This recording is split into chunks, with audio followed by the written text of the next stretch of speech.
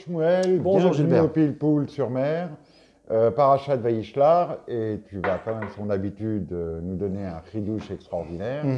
Rapidement, nous avons créé un litchi, c'est-à-dire une cagnotte sur Internet. Nous cherchons un peu de soutien parce que nous avons besoin de matériel. Nous avons acheté déjà un peu de matériel.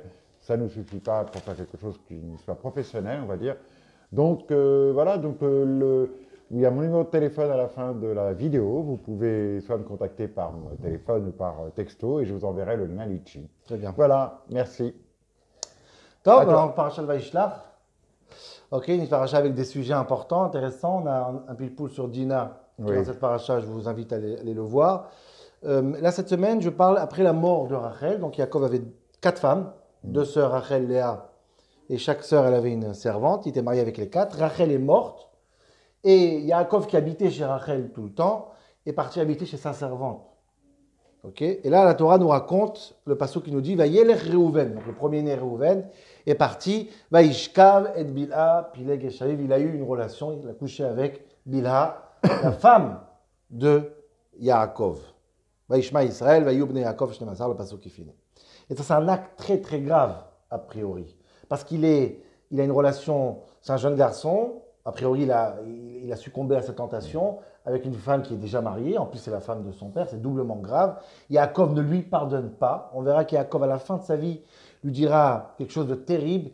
Paraz kamaim al totar, cet acte impulsif que tu as eu, très fort que tu as eu, fait de toi quelqu'un que al totar, tu n'auras aucun avantage sur tes frères, tu as perdu ta bechora, tu as perdu ton droit d'aînesse. Parce que, alital mishkave avicha bal tayetsu aviv, tu es monté sur le drap de ton père, tu as mélangé le lit de ton père, c'est une expression de le dire, d'une manière de le dire, donc il l'a puni. Reuven lui-même, il prend très mal cet acte. On sait que Reuven, il a fait tchouva presque toute sa vie. On va retrouver l'idée de la tchouva de Reuven quand les frères vont vendre Yosef, qui va être ramené en Égypte. Il y a marqué que Reuven n'était pas là-bas à ce moment-là. Il était où? La Gemara a dit qu'il était encore en train de jeûner et prier, se lamenter sur l'histoire de Bila quelques années après. Ça veut dire qu'il était dans un deuil et dans une tchouva constante. Donc il a très mal pris lui-même cet acte. Donc c'est un acte qui est terrible, qui est atroce, qui est grave, qui a toutes les gravités du monde.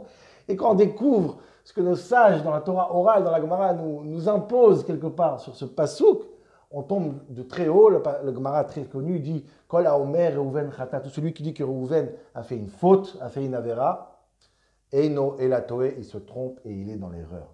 Et là on se dit « Mais quel écart !» La Gemara dit « Non, il n'y a rien à voir. Circuler, c'est propre. » En fait, Reuven, il voulait sauver l'honneur de sa mère. Il dit, mince, Rachel, elle est morte. Maintenant, tu peux revenir chez maman. Mais non, tu es encore avec la servante de Rachel. Donc, il est venu et il y a plusieurs avis. Il a renversé le lit, il a sorti le lit, il a bouleversé un peu les draps. Et voilà, c'est tout. Et sinon, circuler. À Kol Tov, tout va bien. Et là, on se dit, il y a un écart quand même qui est... Yaakov l'a sanctionné quand même. Alors pourquoi il a sanctionné? Parce qu'il a juste, il a sauté le lit. Alors, à moins que Bila était allongé sur le lit et quand il a renversé le lit, il l'a tué ou il l'a blessé, mais bon, c'est pas le cas. Qu'est-ce qui se passe ici? C'est improportionnel. Soit c'est propre, et circulaire rien à voir. Si on lit les textes et on voit Yaakov, c'est complètement terrible.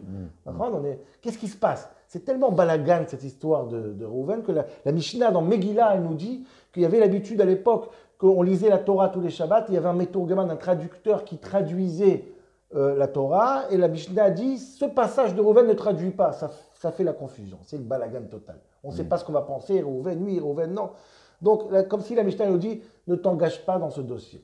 Et comme la Mishnah nous donne l'ordre de ne pas s'engager, on va le faire, on va s'engager, et on va comprendre qu'est-ce qui se passe dans cette histoire.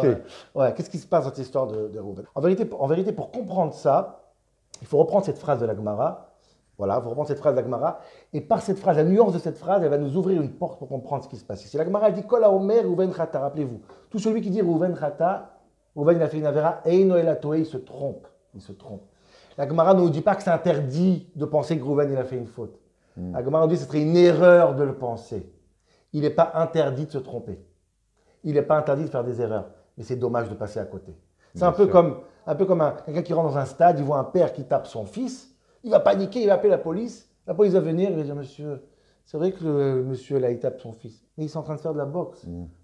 Ça serait une erreur de penser que ce que tu vois, c'est que ça. Prends du recul et ne passe pas à côté de l'essentiel. Et en vérité, c'est ça que la Gemara nous dit. Prends un recul, regarde ce qui se passe ici. Qu'est-ce qui se passe ici? La Gemara, elle est complémentaire à la Torah. En vérité, l'acte, c'est Vaishkav. Le passage nous dit, ils ont eu cette relation. L'explication, c'est ce que la Gemara nous dit. Qu'est-ce qui se passe ici en vérité? Réhouven, c'est un enfant qui est né le premier. Il est premier-né, mais entre guillemets, il est frustré. Pourquoi il est frustré? Parce qu'il est né le premier, mais il a l'impression que Yaakov ne le respecte pas en tant que premier-né.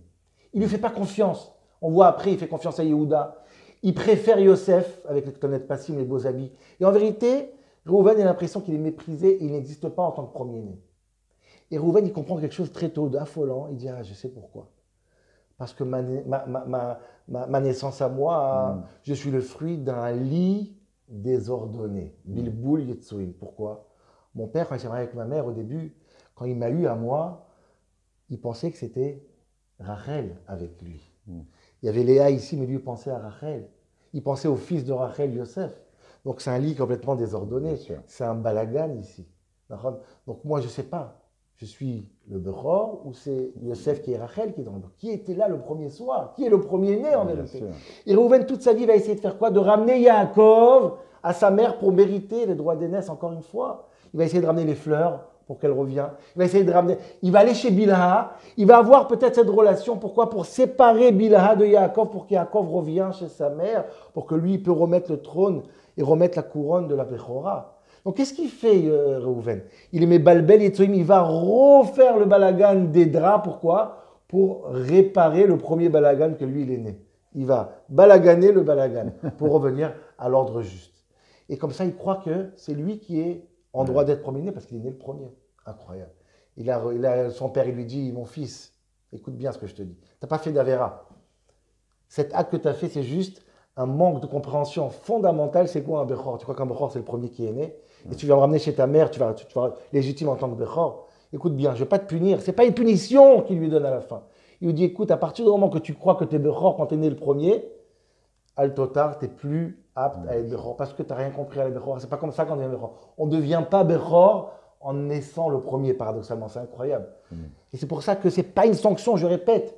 C'est juste un constat que Yaakov fait, que Réhouven, tu ne pourras pas être Bechor. Tout ce que tu fais pour être légitime en tant que premier-né, te délégitime. Parce qu'on devient Bechor pas quand on est le premier. Et là, Réhouven, il entend un chiour de son père. C'est quoi un vrai Bechor? Yaakov, il dit à Réhouven, tu ne peux pas être Bechor quand tu es premier-né. Tous nos parents Bechorim n'ont jamais été des premiers-nés. Depuis Abraham, le Midrash dit, Vechi Abraham Bechor. Est-ce qu'Abraham était Bechor pour Terach? Non. Bisrout Tzidkuto, parce que c'est un tzaddik, ni à Bechor, il a reçu la Bechora. Yitzhak n'a pas été Bechor, il a gagné cette Bechora. Ishmael a été écarté. Yaakov, depuis le ventre de sa mère, il essaie de gagner cette Bechora aussi. Et après, il va racheter cette Bechora, il va essayer toujours de la gagner, de la mériter. Ménaché, Ephraim, les enfants de Yosef, Yaakov va chercher le petit pour qu'il devienne, lui, le Bechor. Et Caïn et Abel, c'est la même chose en vérité. Abel est début, mais toute l'histoire du peuple juif, le deuxième devient Bechor parce qu'il le mérite. Toi, Réhouven, toutes ces manipulations-là font de toi quelqu'un qui ne comprend pas ce qu'on va Bechor. Toi, tu penses que parce que tu es né le premier, tu es Bechor. Jamais de la vie. Il faut le mériter. C'est pour ça que tu ne seras jamais Bechor. Pas quand tu es le premier, tu deviens Bechor. Et ça, c'est Kol HaOmer Réhouven. Tout celui qui pense que Réhouven il a fait une Avera, il n'a rien compris à l'acte. L'acte, c'est Vaishkav. Le sens de Réhouven, c'était très noble. Le problème, c'est qu'il n'a pas compris comment on devient Bechor. Et en vérité, Yaakov nous fait un chiour extraordinaire sur la Bechora. Parce qu'on parle de Réhouven Bechor, mais nous, le peuple juif, nous sommes tous appelés Béni, Bechori, Israël. Nous sommes tous des premiers-nés.